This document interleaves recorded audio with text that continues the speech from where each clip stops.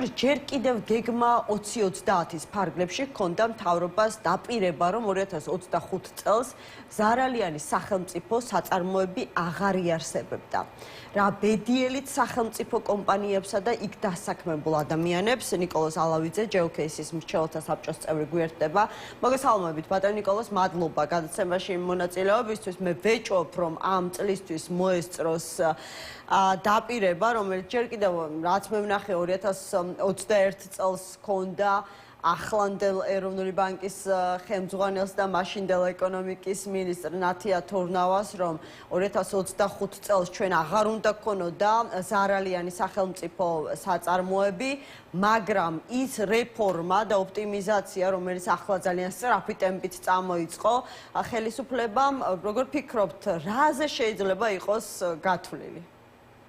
მოგესალმებით ემა, დიდი მადლობა კიდევ ერთხელ მოწვევისათვის.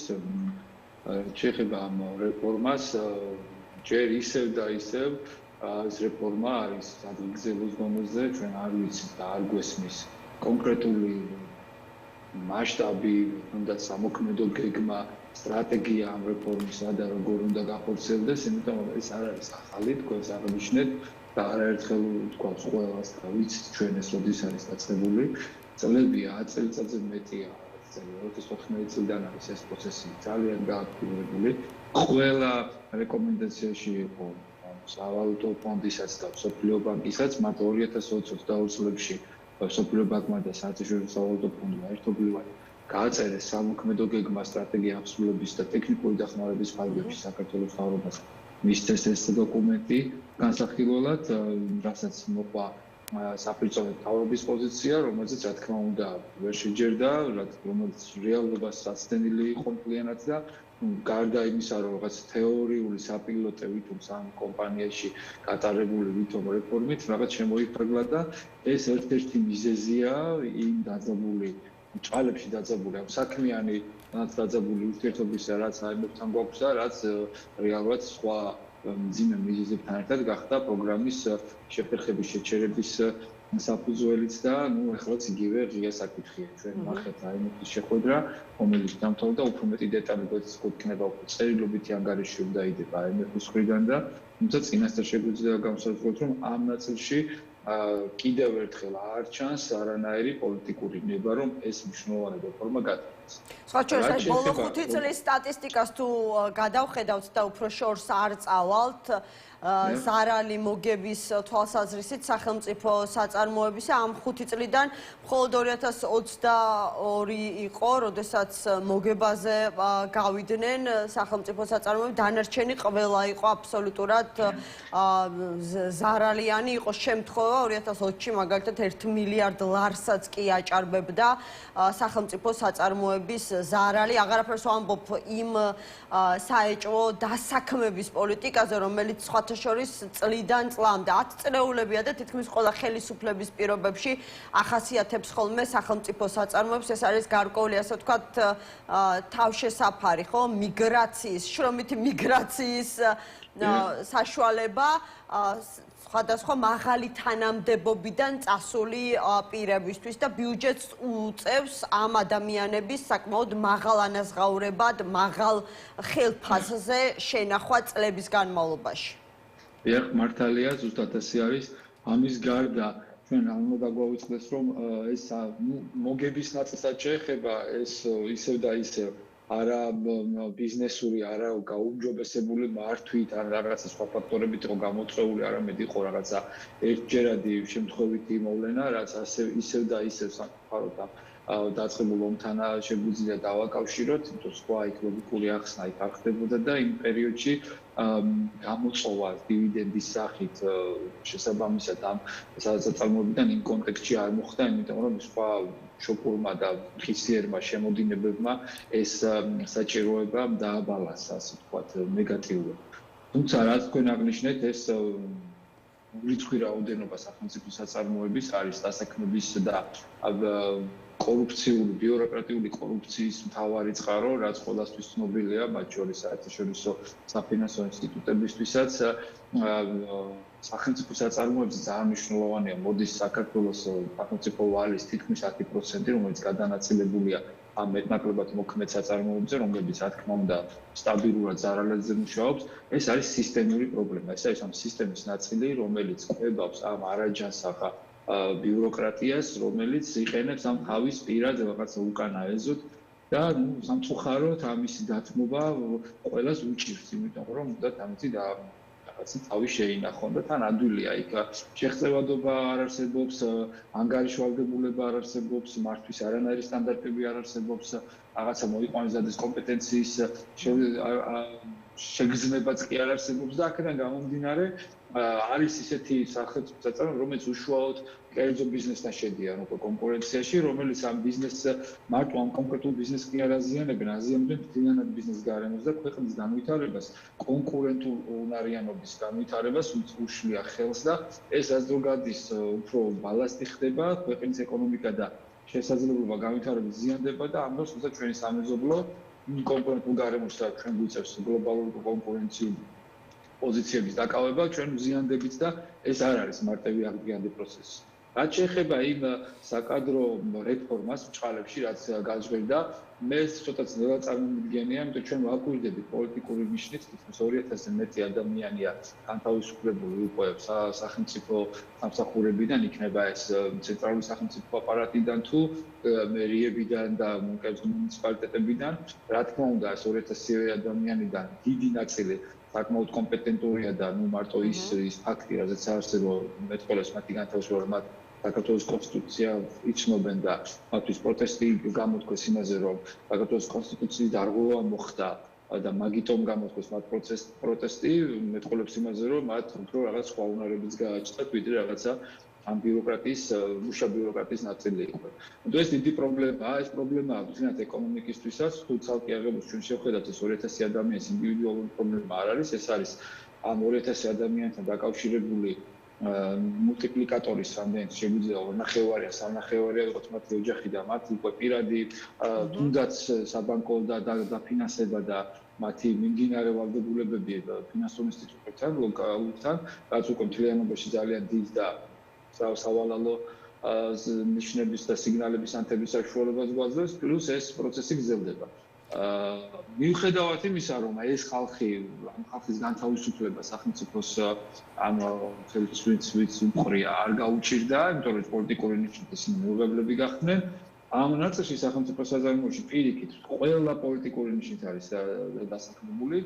აქ კომპეტენციის შეზღუდვა ძალიან დაბალია და ამაზე გვაძლევს საშუალება უჯელოდ ხმამაღლა ის სავალალო და ზარალიანი შედეგები, რომლებიც რაღაც თითქმის მონოპოლიური პოზიციიდანაც კი აძლევს საშუალებას იმათ, რომ მათ მოახერხონ და ზარალზე ყავდეთ, ესეთ გენიალური ფრაზაა, ცოტას გადაუხობთ ლირიულად დაგლას ადამსის ერთ-ერთი ნაწარმოებიდან, როცა ის ამბობს, რომ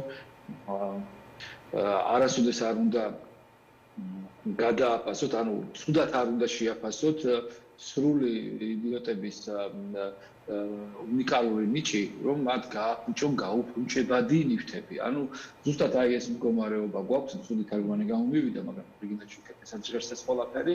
ზუსტად ესეთი ამბავი არის ახლა ამ სახელმწიფო საწარმოებში.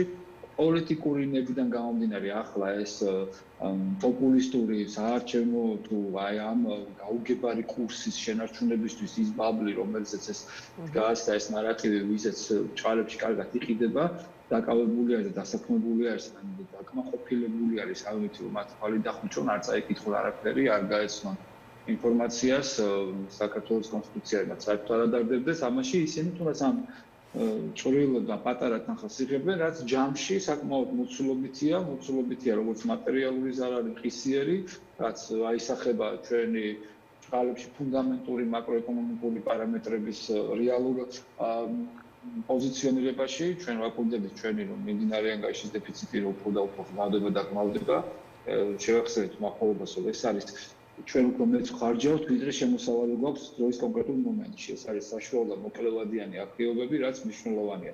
ჩვენ შეიძლება გქონდეს რაღაც გრძელვადიანი დიდი აქტივები, რომლებიც რეალიზება და რომლის მონეტიზება დროში საკმაოდ გართულებულია და ფული კიდევ ახლა გჭირდება და ამიტომ ახლა სწრაფად რაც გჭირდება, იმისში დეფიციტი გვაქვს. ანუ კი ბატონო, ნიკოლოზ, ერთი შეკითხვაც მინდა მოვასწროფ, რომ სწორედ ასე ვთქვათ, დავაზუსტოთ.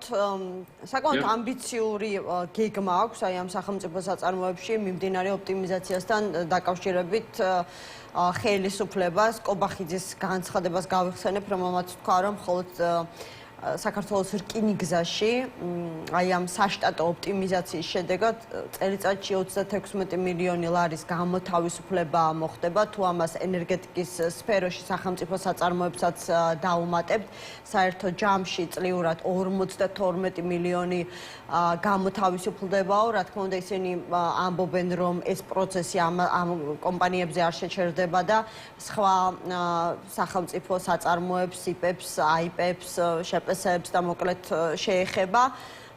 და საერთო ჯამში ვარაუდობენ, რომ აი ამ რეფორმის შედეგად წლიურად 100 მილიონის ეკონომიის გაკეთებას შეძლებენ. რომ წარმოვიდგინოთ იდეალური სურათი, რომ არ ვიცი, ობიექტური მიდგომებით მათ შეძლეს 100 მილიონის ეკონომია. ეს რა შედეგს მოიტანს ზოგადად, არ ვიცი, რის გაკეთება შეიძლება. შეიძლება თუ არა, უფრო კარგ საქმეში დაიხარჯოს ის 100 მილიონი, რომელიც ბიუჯეტიდან აქამდე ვიღაცების შესანახად იხარჯებოდა სახელმწიფო საწარმოებში. ეს ერთი და როგორ ფიქრობთ, აი საბოლოო შედეგი რა უნდა იყოს აი ამ პროცესის გულისხმობ ოპტიმიზაცია სახელმწიფო საწარმოებში არ ვიცი მოხდება შემდეგ მათი ბალანსის გამოსწორების შემდეგ მათი პრივატიზება თუ დავუშვათ ისინი გააგრძელებენ ფუნქციონირებას იმ პირობებში რა პირობებშიც აქამდე არსებობდნენ. პირველ რიგში სრულიად არასწორი მიდგომა არის და ძალიან დილეტანტური ვიტყოდი და ძალიან დამაზიანებელი.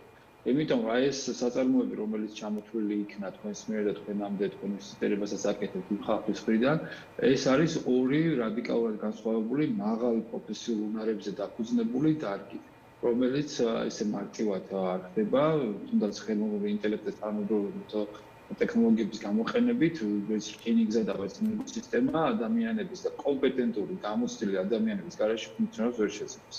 ის ბალასტი, რომელიც მათზეა დაკიდული, ის ფუნქციონირებას, ის არ ეხება ამ კომპეტენტურ ადამიანებს და თუ ასეთ სამხრივად რაღაცა ერთ ჭრილში, რაღაცა ორგანზომბილებაში მოხდება ამ პროცესის შეფასება და უბრალოდ სადგრძელობის დონეზე მრგვალი ციფრების რახაბუხით მოხდება აი ჩვენ 100 მილიონს, ჩვენზე არაფერის ეს მიცემი კარგის არ იქნება და ვერანაირი შედეგი ვერ დადგება გარდა სადღეგრძელოს. და უფრო კიდევ უფრო მეტად გაზრდილი ხარჯებისა ამ ბიზნესების მართვაში. ეს არის კომპლექსური სისტემური მიდგომა, რომელიც მარტო ამ საწარმოებს არ ეხება, ეხება მთლიანად ქვეყნის მართვას და გაბატონებულ კლეპტოკრატიულ არაპროფესიონალებზე და არაპროფესიონალებზე დაფუძნებულ მავნებლურ პრაქტიკას, რომელიც პირველ რიგში ისევ და ისევ თქმავს იმ არსებულ პროფესიონალებს, ვიზეც ეს ინსტიტუტები და ეს სისტემები დგას და თქვენ. მეორე ნაწილში ეს გამოთავისუფლებული თანხა ბჭყალებში არაფერს არ მოიცემა, იგივენაირად თუ არ მოხდა სისტემურად აი ამ ძალიან უკვე გაფართოებული რადიკალური კორუფციის ჩაკეტვა სისტემურად, ნებისმიერ დონეზე. აქედან გამომდინარე, ყველაზე მარტივი გამოსავალი აქ არის ის, რომ არსებობს ძალიან ბევრი კიდევ ერთხელ ვიტყვი, ხოცაც კითხეს ამის მომხდარი, აუდიტორული შეფასებები. სახელმწიფო აუდიტის, შიდა აუდიტის სამინისტროების, სადაც ის არის საერთაშორისო სავალუტო ფონდის და მსოფლიო ბანკის მიერ დაქირავებული რეკომენდაციები ეფუძნება ყველაფერი ამ აუდიტის დასკვნებს და ამ კვლევებს, თუნდაც დამოუკიდებელი ჟურნალისტური გამოძიებების, რომ ჩატარდეს სრულყოფილი ინვენტარიზაცია, როგორც ფიზიკური აქტივების, ასევე ადამიანური და კომპეტენტური რესურსების შეფასების არის დეფინიცირებული და გამოყვანილი ყველა პრობლემა, რაც ხელს უშლის ამ საწარმოებს, რომ მიყვონ ისინი გამართულები და იმუშაონ.